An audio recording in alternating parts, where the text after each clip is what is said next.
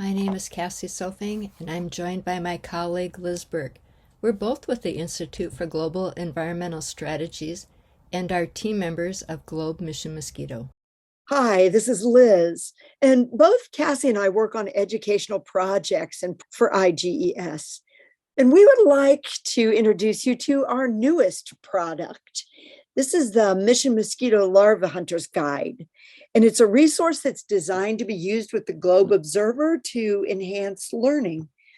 And why did we develop this? Well, it's pretty simple because right now, somewhere in the world, a mosquito is biting a human. And most people are familiar with this phenomenon. Even you've undoubtedly observed it or probably even experienced it. But what do people of any age know about this phenomenon? So as with anything, it generates questions, and we want students and citizen scientists to ask questions about that phenomenon. So what are the causes of that? What are the impacts of that bite? Why is it a worldwide phenomenon, and what environmental factors influence it? Because we know that investigating, first of all, generating questions and then investigating those questions is what science is all about. And that's what leads to new understandings about what we're learning and what we have yet to learn. And so that's kind of where we modeled this whole project. We want to start by investigating mosquitoes and the phenomena associated with them and the questions that they inspire. But where do you find the background information and the ideas to get started? Where do you direct your kids to start looking and start getting some information? Could all of this work to spark an IVSS investigation? Yes, of course it could. So we are going to give you some more of that information. It's going to start with the Mission Mosquito Larva Hunter's Guide. We chose the Mission Mosquito Larva Hunters as the title just to kind of set the tone, because the hunters is a very popular theme and hunting throws in a bit of a challenge.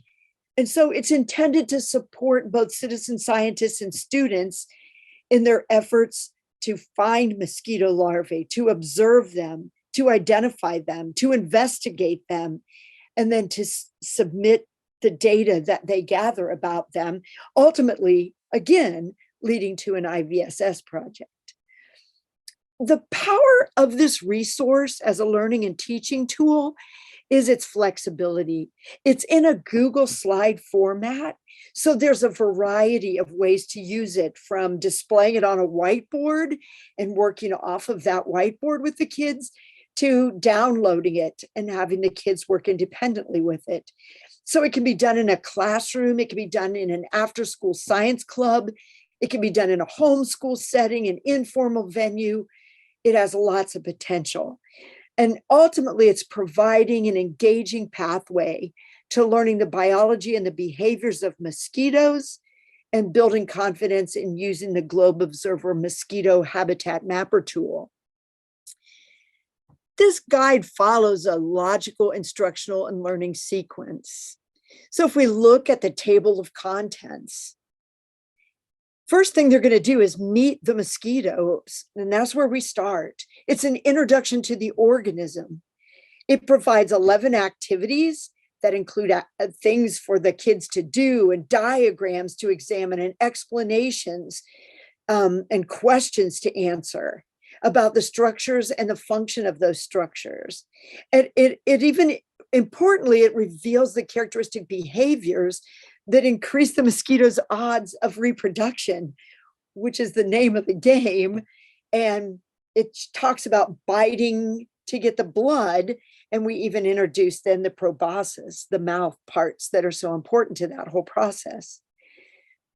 Then we go into the next section, which is on finding mosquitoes. So they use their biology and they use those skills that they just learned to find larvae and to find adults. There are 6 activities here that lead to discovering the environmental factors and the human contributions to the places where they lay their eggs. So we use images created by a graphic artist, and the kids examine those to get started on identifying places. And then they're going to go out into the background and observe in the field. You've got to get out into the field to observe mosquitoes and gather data. We include safety precautions in here as well, but we use these activities to have them get out in the natural environment and collect data. We include a video and instructions for creating a mosquito trap.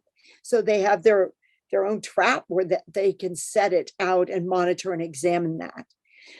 And then go ahead and collect some data that address those phenomena, the causes, the impacts, the worldwide engagement of this and the environmental factors, and then use it. If you've reached this step where you're gathering and starting to examine your data, but you've reached this step at a time when mosquitoes are not present in your local environment, or you wish to include more data in your research, we have over 37,000 observations already in the database, and you can analyze and interpret that data, your own data, combine those to reach a conclusion.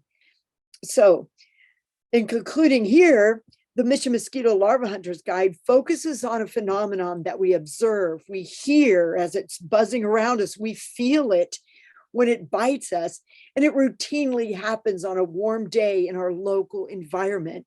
Because in fact, right now, somewhere in the world, a mosquito is biting a human. The Larva Hunters Guide encourages students to investigate that phenomenon and supports them in investigating it. And we'll be happy to stick around if you have any questions. Thank you very much.